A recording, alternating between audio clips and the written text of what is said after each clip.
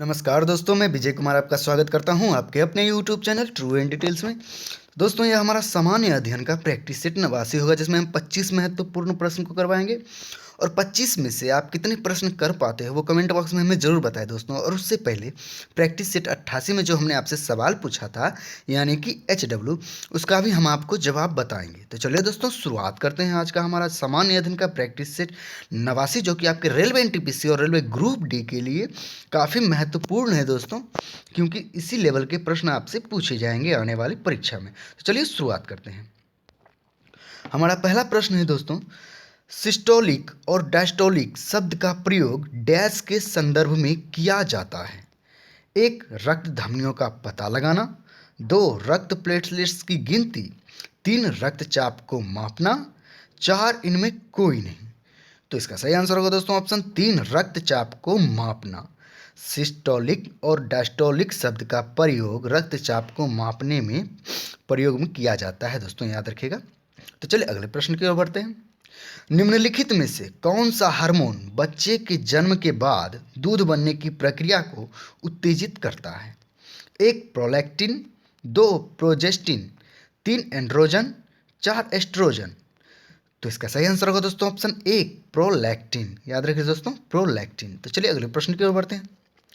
निम्नलिखित में कौन विटामिन ए का सर्वोत्तम स्रोत है? ये सिंपल सा सवाल है दोस्तों। 1. चावल। 2. गाजर। 3. बैंगन। 4. नींबू। तो इसका सही आंसर होगा दोस्तों ऑप्शन 2, गाजर। सभी जानते होंगे। तो चलिए अगले प्रश्न की ओर बढ़ते हैं। विद्युत धारा का चुंबकीय प्रभाव सर्वप्रथम अवलोकित किया गया। 1. हेनरी द्वारा। 2. वोल्ट द्वारा। 3. फैराडे द्वारा। 4. ऑरस्टेड द्वारा। तो इसका सही आंसर होगा दोस्तों ऑप्शन 4, ऑरस्टेड द्वारा। चलिए अगले प्रश्न की ओर बढ़ते हैं। 1 किलोग्राम राशि का वजन है। 1. 8 न्यूटन। 2. 8.8 न्यूटन। 3. 9.8 न्यूटन। 4. 10 न्यूटन। तो इसका सही आंसर होगा दोस्तों ऑप्शन 3, 9.8 न्यूटन। तो चलिए अगले प्रश्न की ओर बढ़ते हैं। एक तार की लंबाई L मीटर है एक तार की लंबाई L मीटर है। तार को खींचकर उसकी लंबाई 2L मीटर कर दी जाती है। अब तार का प्रतिरोध हो जाएगा 1. पहले का 2 गुना। 2. पहले का 4 गुना। 3. पहले का 1/4। 4. अपरिवर्तित रहेगा। तो इसका सही आंसर होगा दोस्तों ऑप्शन 1, पहले का 2 गुना हो जाएगा। तो चलिए अगले प्रश्न की ओर बढ़ते हैं। एक तत्व के परमाणु में 19 प्रोटॉन तथा 20 न्यूट्रॉन है। इसकी द्रव्यमान संख्या होगी 1. 380। 2. 39। 3. 78। 4. 1। तो इसका सही आंसर होगा दोस्तों ऑप्शन 2, 39। इसकी द्रव्यमान संख्या होगी दोस्तों कितनी? 39। तो चलिए अगले प्रश्न की ओर बढ़ते हैं। निम्न में कौन रेडियो सक्रिय किरण हीलियम नाभिक के समकक्ष होता है? 1. बीटा किरण। 2. गामा किरण। 3. अल्फा किरण। 4. इनमें कोई नहीं। तो इसका सही आंसर होगा दोस्तों ऑप्शन 3, अल्फा किरण। तो चलिए अगले प्रश्न की ओर बढ़ते हैं। निम्नलिखित रासायनिक तत्वों में से किस एक तत्व की अपने सभी यौगिकों में ऑक्सीकरण अवस्था समान होती है? 1. कार्बन। 2. फ्लोरीन। 3. ऑक्सीजन। 4. इनमें कोई नहीं। तो इसका सही आंसर होगा दोस्तों ऑप्शन 2, फ्लोरीन। तो चलिए अगले प्रश्न की ओर बढ़ते हैं। कंप्यूटर के डाटा का CPU से परिधि यंत्रों को अंतरण किसके माध्यम से प्राप्त किया जाता है? 1. Modem. 2. Interface. 3. Buffer memory. 4. Computer portal. तो इसका सही आंसर होगा दोस्तों ऑप्शन 4, कंप्यूटर पोर्टल के माध्यम से प्राप्त किया जाता है। तो चलिए अगले प्रश्न की ओर बढ़ते हैं। अध्यात्म ज्ञान के विषय में नचिकेता और यम का संवाद किस उपनिषद में प्राप्त होता है? 1. छांदोपनिषद। 2. कठोपनिषद। 3. उपनिषद। 4. इनमें कोई नहीं। तो इसका सही आंसर होगा दोस्तों ऑप्शन 2, कठोपनिषद में। तो चलिए अगले प्रश्न की ओर बढ़ते हैं। निम्नलिखित में से कौन सा स्थल पार्श्वनाथ से संबंध होने के कारण जैन सिद्ध क्षेत्र माना जाता है? 1. समेध शिखर। 2. उज्जैन। 3. चंपा। 4. पावा। तो इसका सही आंसर होगा दोस्तों ऑप्शन 1, समेध शिखर। तो चलिए अगले प्रश्न की ओर बढ़ते हैं। ब्रह्म समाज का विरोधी संगठन कौन था जिसका उद्देश्य सती प्रथा समेत अन्य सुधारों का विरोध करना था? एक धर्मसभा, दो आर्य समाज, तीन प्रार्थना समाज, चार इनमें कोई नहीं। तो इसका सही आंसर होगा दोस्तों ऑप्शन एक धर्मसभा। तो चलिए अगले प्रश्न की ओर बढ़ते हैं। किस आंदोलन के दौरान आंदोलन कर्मियों ने तिभागा चाय का नारा दिया था? एक पुण्य प्राण वायलर आंदोलन, दो तेलंगाना आंदोलन, तीन तेभागा आंदोलन, चार इनमें कोई नहीं। तो इसका सही आंसर होगा दोस्तों ऑप्शन तीन तेभागा आंदोलन। तो चलिए अगले प्रश्न की ओर बढ़ते हैं। निम्नलिखित में से किसने 2 बार कार्यकारी प्रधानमंत्री के रूप में पदभार ग्रहण किया है? एक मोरारजी देसाई, दो कृष्ण मेनन, तीन के कामराज, चार गुलजारी लाल नंदा। तो इसका सही आंसर होगा दोस्तों ऑप्शन चार गुलजारी लाल नंदा। तो चलिए अगले प्रश्न की ओर बढ़ते हैं।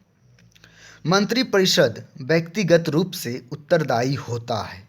एक संसद के प्रति, दो राष्ट्रपति के प्रति, तीन लोकसभा के प्रति, चार प्रधानमंत्री के प्रति। तो इसका सही आंसर होगा दोस्तों ऑप्शन दो राष्ट्रपति के प्रति। तो चलिए अगले प्रश्न की ओर बढ़ते हैं। निफ्टी निम्नलिखित में से किस शेयर बाजार का मूल्य सूचकांक है? एक बीएसई, दो डीएसई, तीन सीएसई, चार एनएसई। तो इसका सही आंसर होगा दोस्तों ऑप्शन चार एनएसई। तो चलिए अगले प्रश्न की ओर बढ़ते हैं। 1950 से 51 में भारत के सकल घरेलू उत्पाद में कृषि क्षेत्र का योगदान कितना था?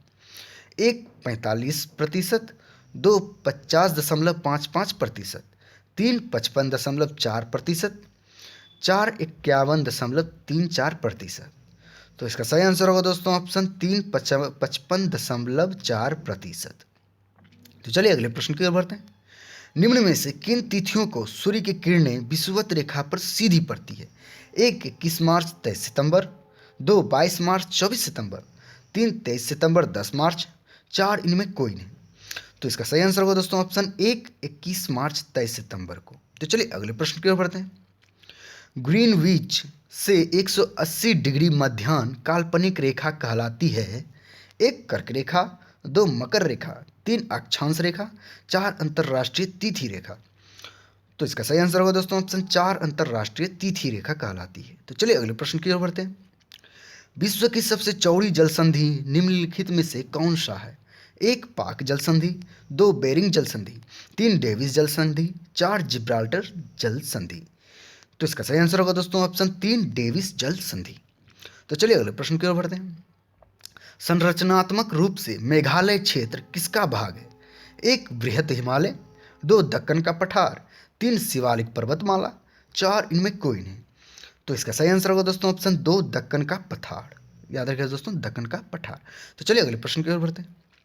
दुधवा राष्ट्रीय उद्यान कहाँ स्थित है? एक उत्तर प्रदेश में, दो मध्य प्रदेश में, तीन आंध्र प्रदेश में, चार हिमाचल प्रदेश में। तो इसका सही आंसर होगा दोस्तों ऑप्शन एक उत्तर प्रदेश में स्थित है दुधवा राष्ट्रीय उद्यान। तो चलिए अगले प्रश्न की ओर बढ़ते हैं। 2011 जनगणना के अनुसार वर्ष 2001 से 2011 दशक के दौरान जनसंख्या वृद्धि दर कितनी प्रतिशत रही है?